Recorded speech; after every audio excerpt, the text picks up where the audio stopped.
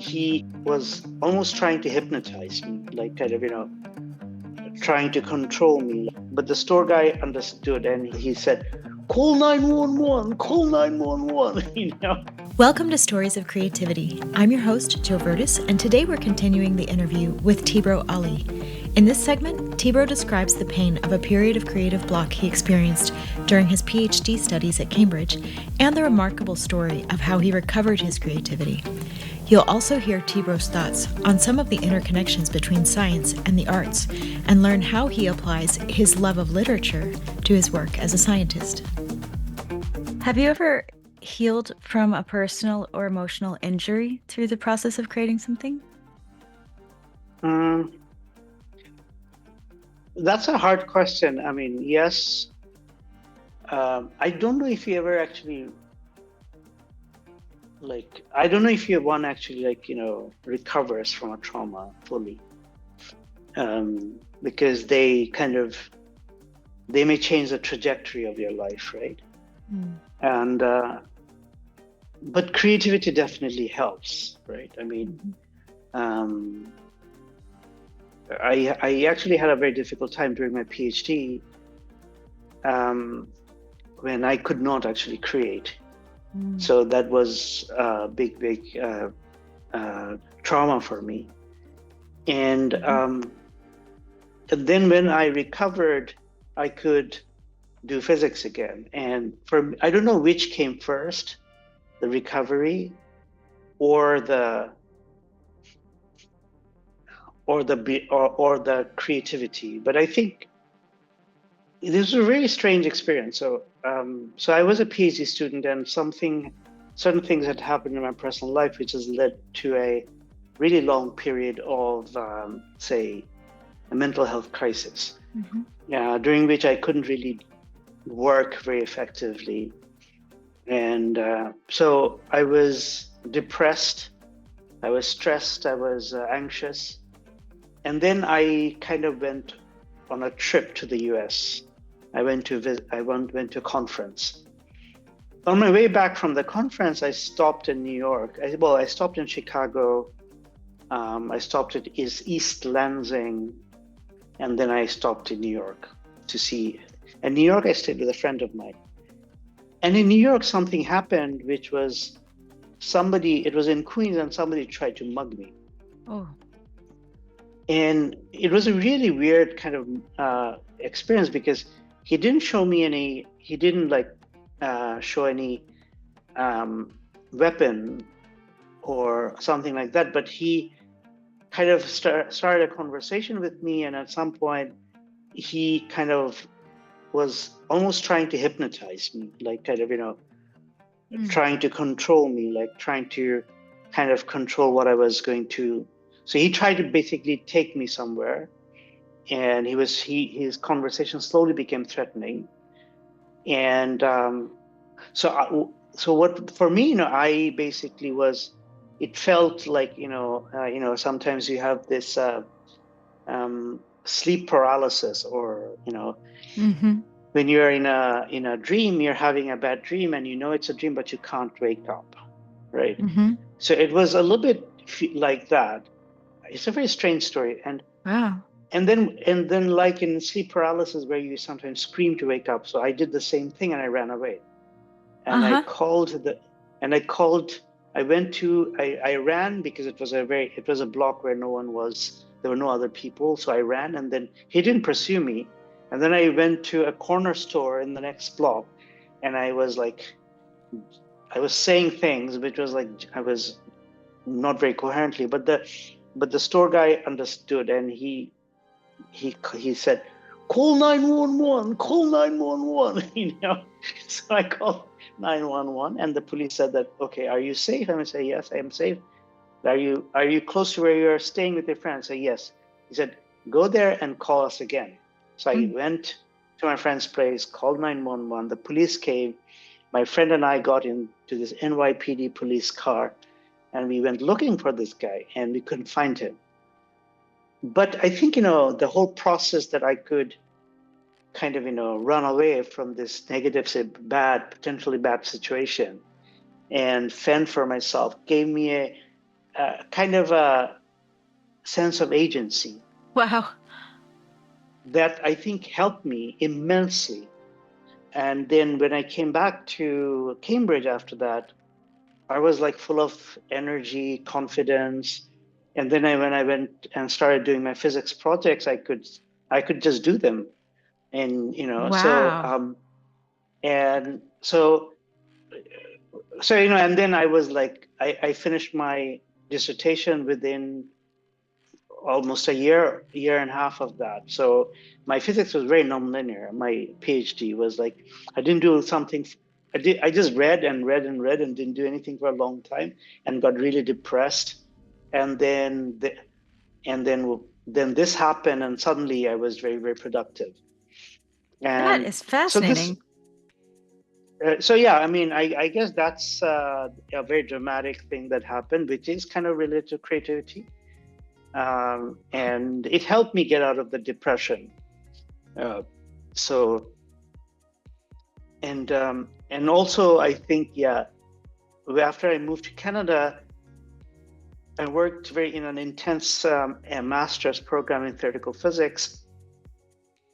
And I'm very proud of that work. We built up this amazing master's program from scratch. But what happened is that as a result, I didn't get to do much research for several years. And then, I met another guy and we started talking, and it turned out that we have very similar interests. So then we started writing papers together. And that really lifted a kind of a cloud that, okay, I had certainly moved away from something that really mattered to me, which was writing papers, feeling that I was a creative individual in that respect, and and getting back to it really helped me. So yes, I mean, creativity is kind of an essential part, of my identity, I guess. Mm-hmm. Yeah, I can understand that. Well, that is such a fascinating story. I've never heard that before. And, what could have been another traumatic experience, instead of, yielding to some feeling of having been a victim with that, you used that to empower yourself. That's amazing. Thanks for sharing that. Really interesting. Thank you. Yeah. That's not what I expected to hear. I was going to ask you, how did you recover your creativity after?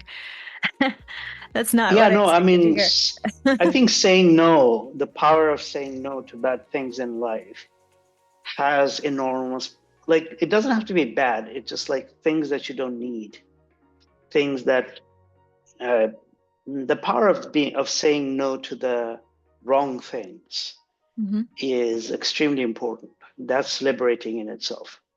Yeah, great point.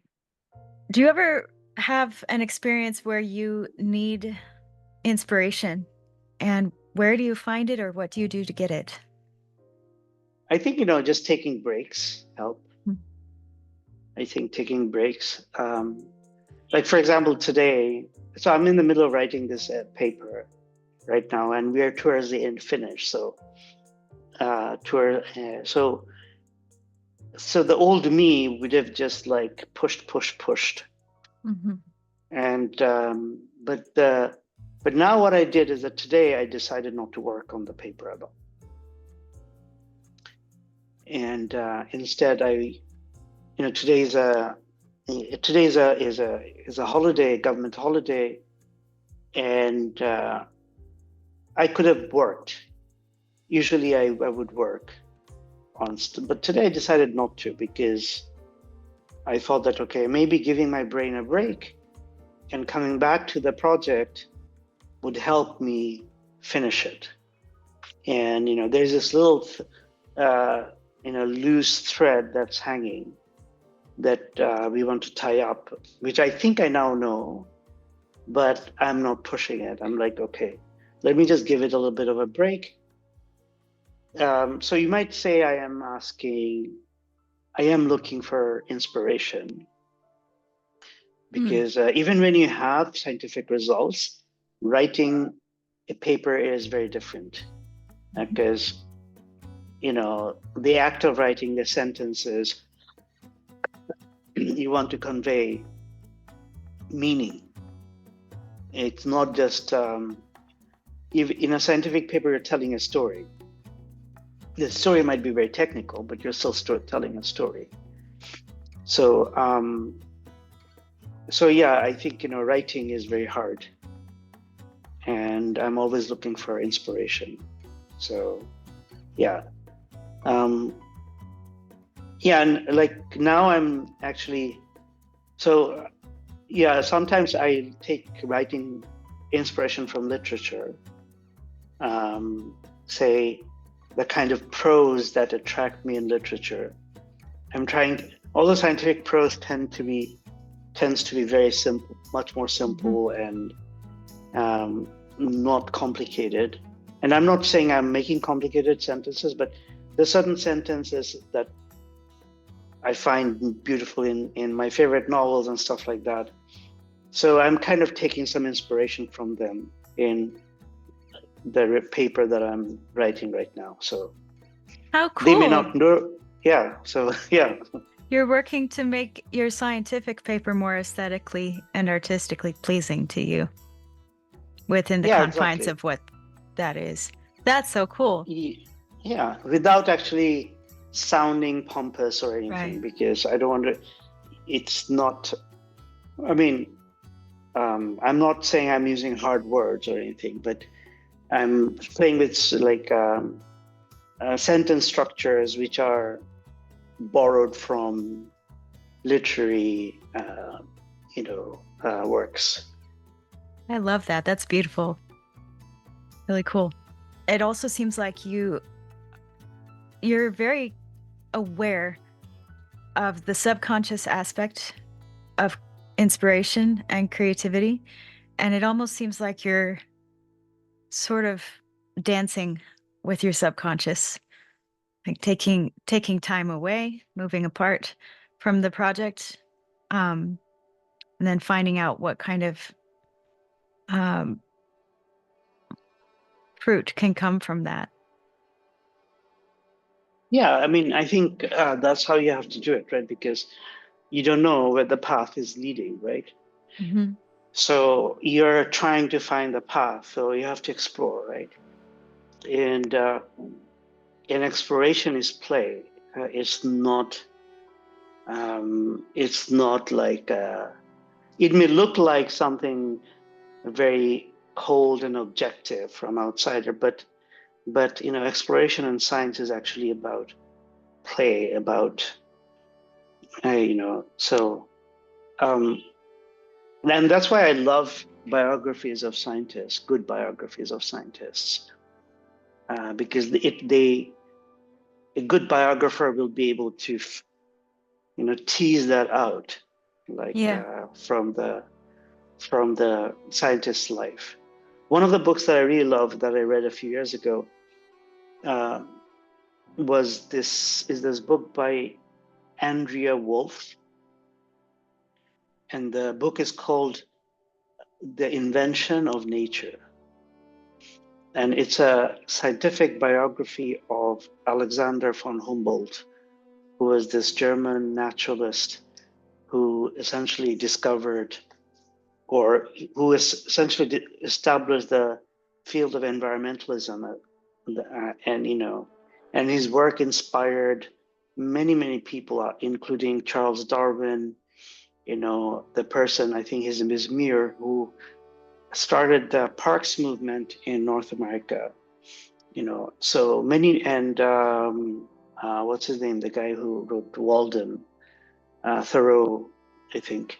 So and it's a very inspiring book, and it's about, and what I love about Alexander von Humboldt is that he was from that era. He was friends with Goethe, and so he was from this era where science and the arts have not really diverged ways, have not really so Goethe, as was not only a poet, a novelist, a playwright. He was also a scientist. He was known for his work on I think, colors and things like that. So, and he took an active interest in the scientific theories of his day. And Humboldt and Goethe were good friends. So, the artistic, the approach to science, if you also read about Darwin and how he collected, evidence, and then how his ideas about natural selection and evolution matured over many, many years. I mean, but when Darwin published his book, he was old, or he was in his middle age, and but the trip that he had taken to Galapagos and elsewhere, that was when he was still very young. He was a young man, right? So, and even after coming up with his theories, he was so scared of the backlash that it might have, he didn't publish it for many years. And it was only when he heard that somebody else had come up with a similar, theory that he published it. Thank you so much for watching. Part 3 of this interview will be coming out soon. Please don't forget to like, share, and subscribe to my channel if you enjoyed this. Have a beautiful day with your creativity, my friend. See you next time. Bye.